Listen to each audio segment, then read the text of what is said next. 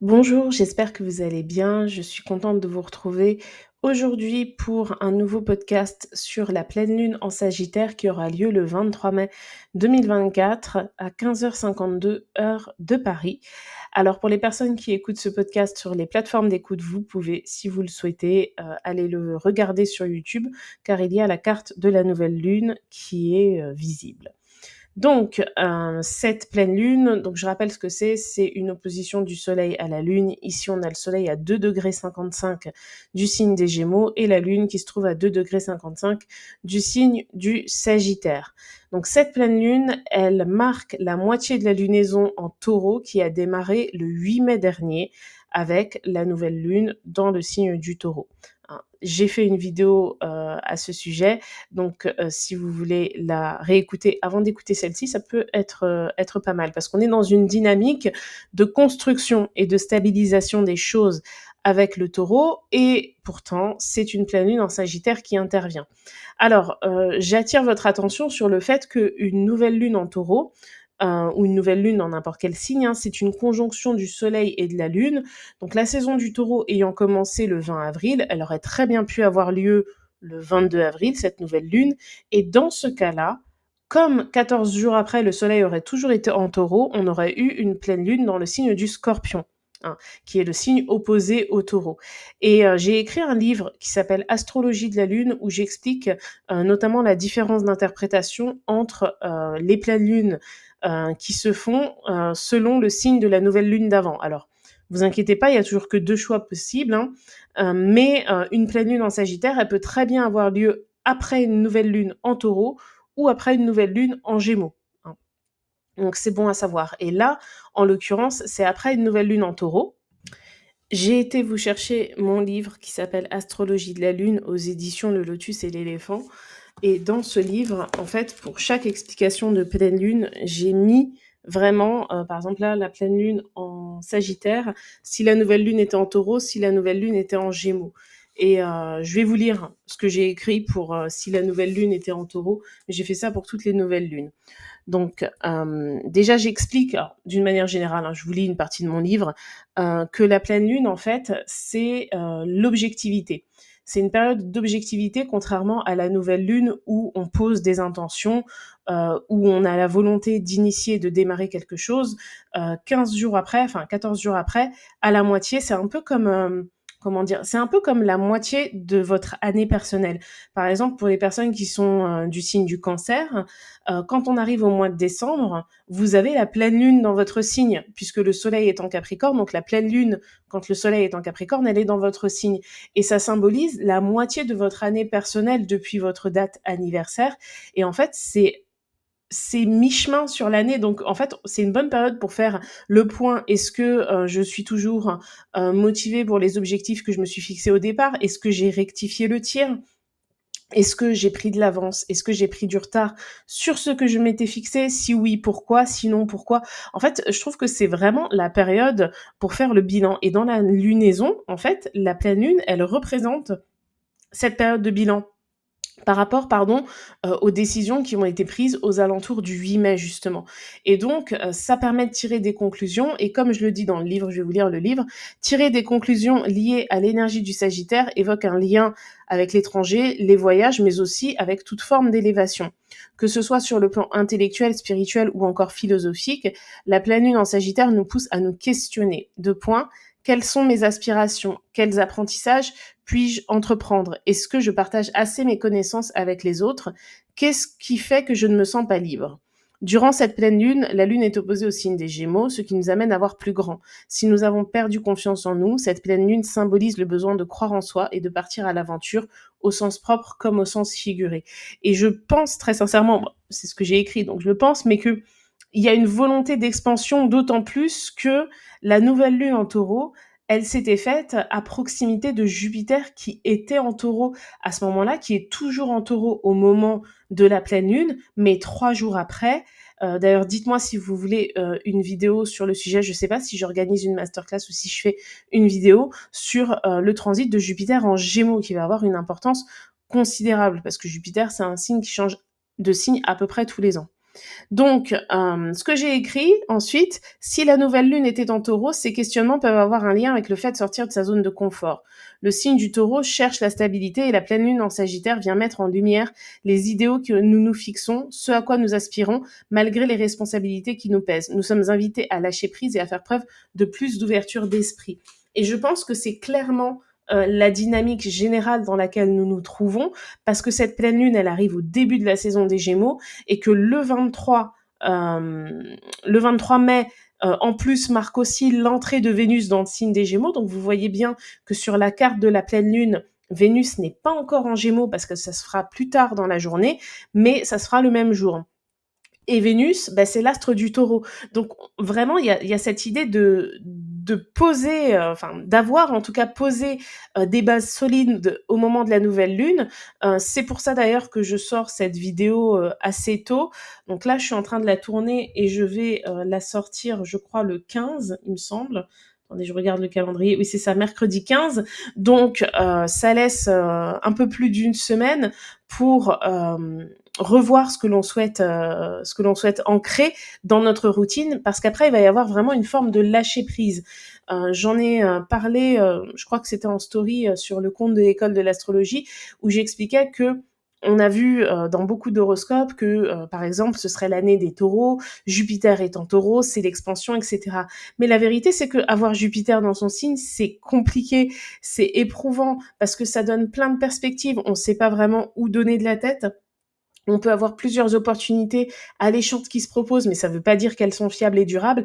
Tandis que quand Jupiter a terminé son passage, là, l'expansion se fait dans un signe, le signe des Gémeaux, qui est plus porté sur la légèreté. Et tout ce qu'on a tenté de mettre en place de manière consciente, concrète et stable pendant le passage de Jupiter en Gémeaux, eh ben, ça va devenir un socle sur lequel on va pouvoir se reposer pour ensuite un peu plus lâcher prise et se laisser aller effectivement à l'exploration des choses, au fait de les faire grandir, etc.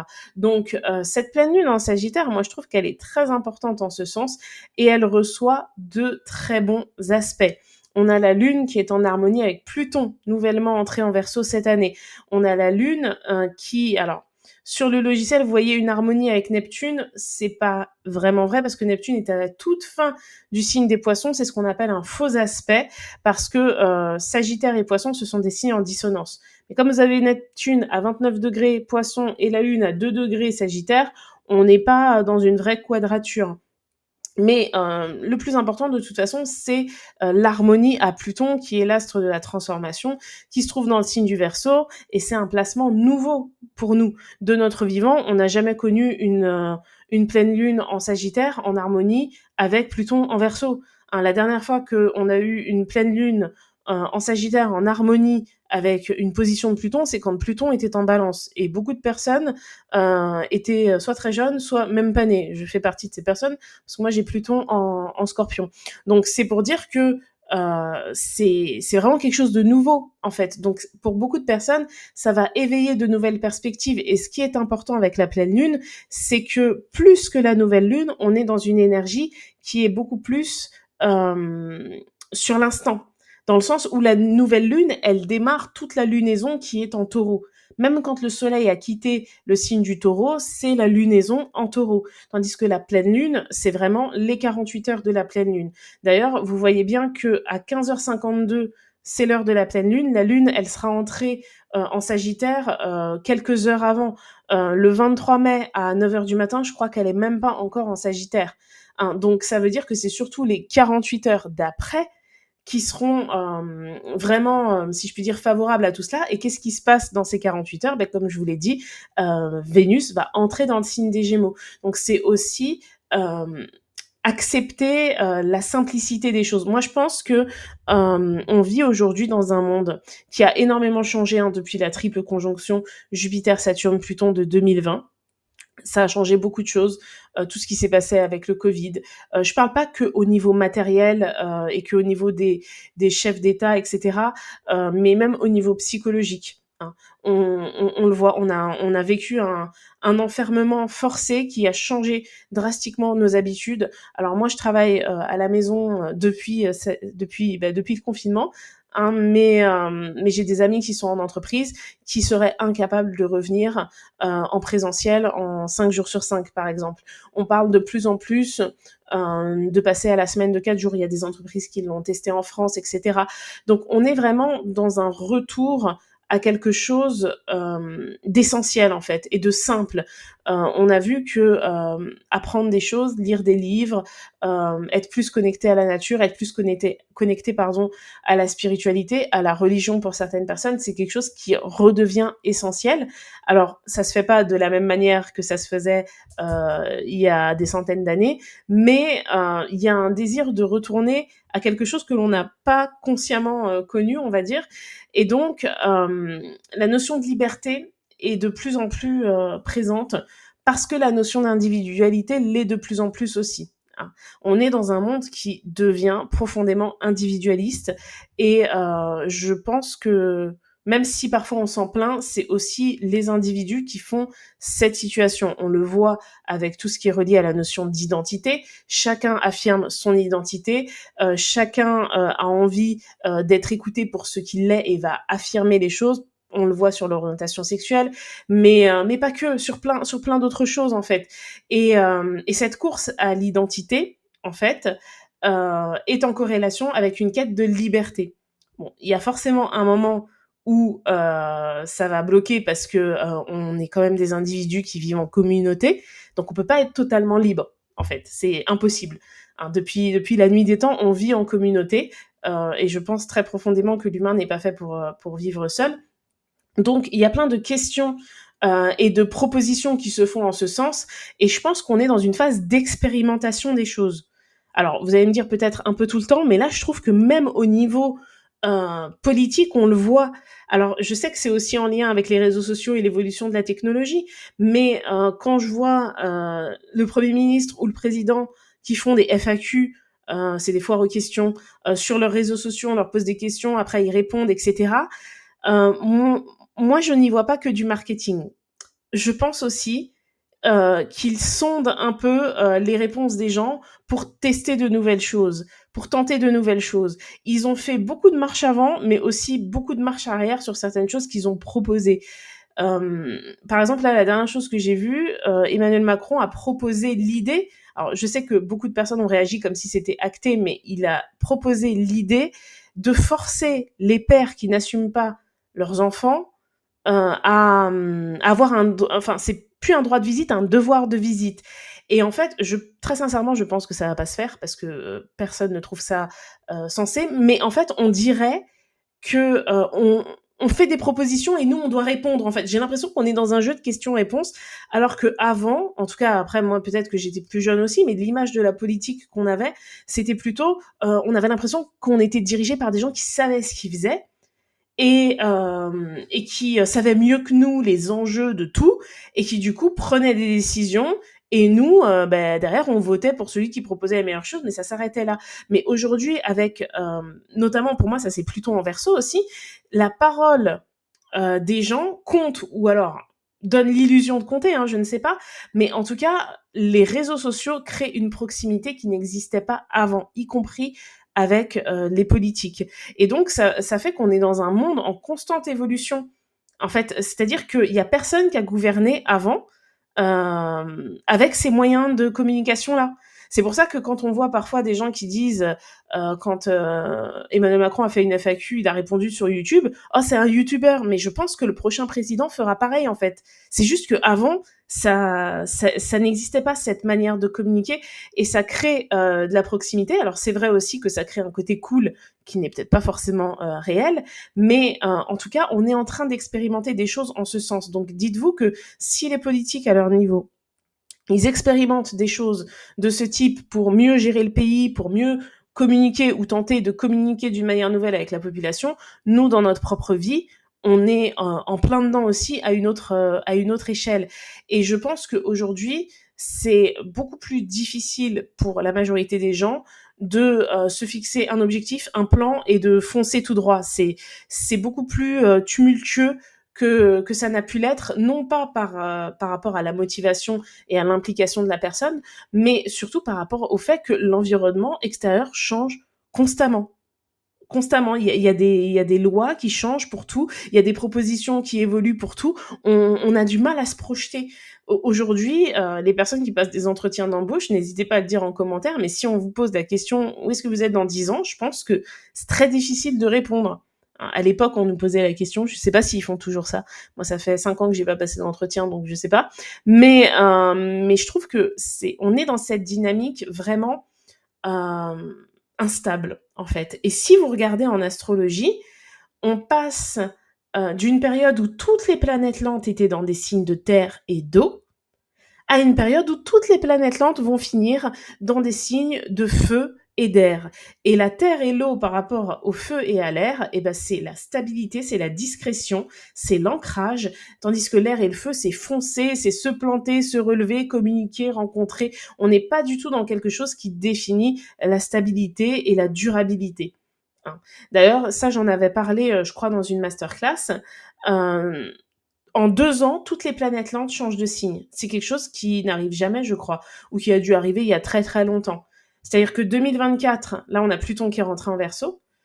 On a Jupiter qui va rentrer en Gémeaux, mais bon, à la limite, Jupiter change de planète, change de signe, pardon, tous les ans, donc c'est moins impactant, on va dire. 2025, on a Neptune qui rentre en Bélier. Alors Pluton en Verseau, c'est pour 20 ans, Neptune en Bélier, c'est pour environ 14 ans. Et 2026, on a Uranus qui va rentrer dans le signe des Gémeaux pour 7 ans, et on a Saturne qui va rentrer en Bélier pour 2 ans et demi à peu près. Donc vous voyez, la dynamique, elle change considérablement. Je pense que 2026, on va repenser à 2019, on sera... Déjà là, aujourd'hui, on est à des années-lumière de 2019. Vraiment. Je devrais faire une vidéo parce que l'autre jour, j'ai ressorti des relevés bancaires par rapport aux courses que je faisais. Je devais vérifier quelque chose en 2019. Bon, je vivais seule, mais franchement, enfin, les courses, l'électricité et tout, on est dans un autre monde. On est vraiment dans un autre monde par rapport à 2019. Donc voilà, en fait, on est dans cette dynamique d'évolution et je trouve que cette lunaison taureau avec une pleine lune en Sagittaire, ben c'est, on peut dire, une maquette de tout ce qui se passe sur le plan général. C'est-à-dire que dans les 2 ans, le changement qui va arriver dans les 2 ans, pardon, est symbolique au petit changement qui peut intervenir aux alentours du 23 mai dans nos vies personnelles à une moindre échelle. Hein, parce qu'on est dans une dynamique Terre, on a eu une nouvelle lune avec Uranus, Jupiter, Vénus, dans le signe du Taureau, et là on va passer à une pleine lune en Sagittaire, et 3 jours après, Vénus et Jupiter entrent aussi en Gémeaux, donc on passe vraiment dans une dynamique qui est totalement différente. Hein, donc cette pleine lune, pour moi, elle est favorable aux personnes notamment qui auront vraiment accepté le fait que les choses peuvent prendre plus de temps, à la fois parce que quand on lance un projet, peu importe lequel, ça prend toujours du temps, mais aussi avec cette pleine lune, avec objectivité, en acceptant qu'on peut plus aller aussi vite, je trouve, qu'avant, parce qu'on vit dans un environnement qui est en constante évolution. Et comme on évolue dans une société qui est de plus en plus individualiste, c'est triste à dire, mais on peut aussi beaucoup moins compter sur les gens qu'avant. Et donc, du coup, ça demande une forme d'indépendance dans les choix qu'on va faire. C'est-à-dire que, enfin, quand je dis sur les gens, c'est d'une manière générale. Il y a toujours des gens sur lesquels on peut compter dans nos cercles proches. Mais tout le monde est moins concerné par tout, en fait. Euh, les gens sont moins concernés dans leur travail parce qu'ils sentent que ils sont beaucoup moins payés que ce qu'ils devraient l'être. Vous voyez, aujourd'hui, on a des informations sur enfin, sur les finances d'une entreprise qu'on n'avait pas. En tout cas, moi, quand j'ai commencé à travailler, moi, je connaissais le chiffre d'affaires de la boîte, et encore, je sais même pas si je le connaissais. J'étais en alternance. Aujourd'hui, avec les réseaux sociaux, avec les personnes qui retransmettent ce type de contenu, poser ces questions-là à l'entretien, poser ça, demander ça, demander ça. Enfin, moi, je suis allée à mon entretien, j'étais juste contente d'avoir de l'alternance, en fait. Donc, aujourd'hui, la dynamique est totalement différente. Et je pense qu'on vit encore inconsciemment ce qui s'est passé par rapport au Covid, c'est-à-dire que les gens n'ont plus envie de se tuer au travail. Hein. Les gens ont envie de travailler pour vivre et pas vivre pour travailler.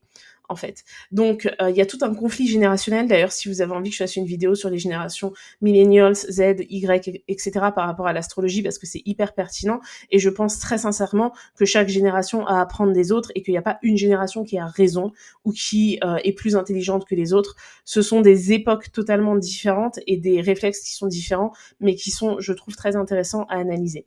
Donc, d'une manière générale, je trouve que cette pleine lune est très favorable pour les personnes qui accepteront justement de ne pas toujours pouvoir contrôler les choses. Alors bien évidemment, les personnes qui ont des thèmes à dominante terre, ça sera un peu plus difficile que les personnes qui ont des thèmes à dominante air, mais pour les personnes qui ont des thèmes à dominante air et qui n'auront pas posé, on va dire, les briques de la stabilité avant, vivre l'expansion et profiter de l'instant présent et être dans l'insouciance à ce moment-là, ça ne va pas apporter sur le long terme, ça va apporter sur l'instant. En fait, faut vraiment garder à l'esprit que on est des êtres cycliques, on vit sur une planète cyclique dans un système solaire, dans un univers qui est cyclique et les planètes elles-mêmes, enfin l'astrologie c'est quelque chose de cyclique. Donc il y a un temps entre guillemets pour tout et je trouve que cette pleine lune en Sagittaire symbolise vraiment une envie d'élévation, de grandeur et de lâcher prise pour beaucoup de personnes. Alors ça veut pas dire qu'il faut tout envoyer valdinguer. De toute façon, moi je suis taureau. Et j'ai Jupiter en taureau aussi, donc bon, je suis quand même assez cartésienne. J'ai une grande dominante Capricorne dans mon thème, mais c'est vrai que il y a un vent d'air frais en fait qui semble arriver et qui invite effectivement à oser se donner une chance et en même temps à accepter que tout ne se règle pas comme ça d'un coup. Donc voilà, je pense que c'est une pleine lune intéressante. Faut pas oublier qu'on a Mars qui est en Bélier durant cette pleine lune. Hein. Mars en Bélier, c'est quand même l'idée de foncer. On a Mercure qui est en Taureau, donc un mental qui est quand même assez stable. Donc lâcher prise au niveau des actions, mais être toujours focus dans son esprit, c'est-à-dire ne pas vendre la peau de l'ours avant de l'avoir tué, mais en même temps ne pas se limiter par des on-dit, par des a priori, etc. Donc ça dépend de ce que vous avez initié comme projet au moment de la nouvelle lune, ça dépend de ce que vous souhaitez dans votre vie, ça dépend d'où la nouvelle lune tombait dans votre thème, dans quel secteur de vie, etc. Mais je pense que d'une manière générale, cette pleine lune, alors elle risque pour beaucoup de personnes d'être assez épuisante, mais il y a un lâcher prise qui est recherché qui peut amener quand même assez loin. Et puis, vous voyez, à l'image de la simplicité, en fait, quand on solutionne un problème avec quelque chose de très simple, en fait, auquel on n'avait pas pensé. Vous voyez, alors, c'est une anecdote, je vous la raconte pour illustrer la chose, mais bon, j'adore le film Le Roi Lion, et quand j'étais petite, je regardais le making-of. Et dans le making-of, ils expliquaient que ils ont eu énormément de mal à faire la scène où Rafiki convainc Simba de retourner à la Terre des Lions. Et en fait, parmi les dessinateurs et les scénaristes, il y a quelqu'un qui a dit on devrait lui foutre un coup de bâton sur la tête. Mais comme ça, en fait. Parce qu'en fait, ça lui est venu comme ça, et ça faisait des heures, voire des jours, qu'ils étaient en train de trouver la manière de faire de convaincre Simba de retourner, et il y a quelqu'un qui balance ça dans la plus grande des simplicités, et au final c'est ce qu'ils ont gardé, parce que Rafiki c'est ce qu'il fait, il lui fout un coup de bâton sur la tête et il lui dit tu oublieras vite, c'est du passé. Et en fait cette pleine lune elle symbolise cela, je trouve. Elle symbolise le fait de trouver l'évidence dans la simplicité. Ça veut pas dire que tout ce qui est plus rationnel et plus complexe est inutile, mais ça veut dire qu'il faut pas uniquement rester dans cette dynamique là. Et là, après un an de Jupiter en taureau, en plus proche d'Uranus, donc ça a créé des tensions, des changements, et puis on avance, et puis on recule. Enfin, c'est quelque chose qui est quand même assez lourd. On a depuis janvier Pluton qui est rentré en Verseau, même s'il va retourner un peu en Capricorne entre septembre et novembre. Mais là, il y a vraiment l'idée d'oser se donner une chance. Ouais, c'est ça. Moi, ce que je dirais par rapport à cette pleine lune, en tout cas, ce qu'elle m'inspire par rapport à mon intuition et par rapport, bien évidemment, au placement planétaire au moment de cette pleine lune, je trouve que c'est ça. En plus, si vous êtes en France métropolitaine, vous voyez la carte du ciel là, c'est par rapport à Paris. On a un milieu du ciel dans le signe du Cancer et le Cancer est représenté par la Lune. Donc d'autant plus la direction du milieu du ciel, elle est portée par une lune en Sagittaire. Donc, il y a une quête d'indépendance, de réussite qui est recherchée. Après, ça dépendra de ce que chacun souhaite atteindre dans sa vie. Mais je pense que vraiment le coup de l'illumination, entre guillemets, le fait de trouver une solution dans la simplicité, je pense que c'est la principale chose qu'il faut retenir de cette pleine lune qui, je le rappelle, se fait en harmonie avec Pluton. Donc, il y aura pas de difficulté à remettre certaines choses en question. Hein. Donc voilà. Bon, écoutez, c'était une analyse un peu originale. N'hésitez pas à me dire ce que vous en avez pensé. Et je vous dis à très vite pour une prochaine vidéo. Et je vous souhaite d'avance une excellente pleine lune. Au revoir.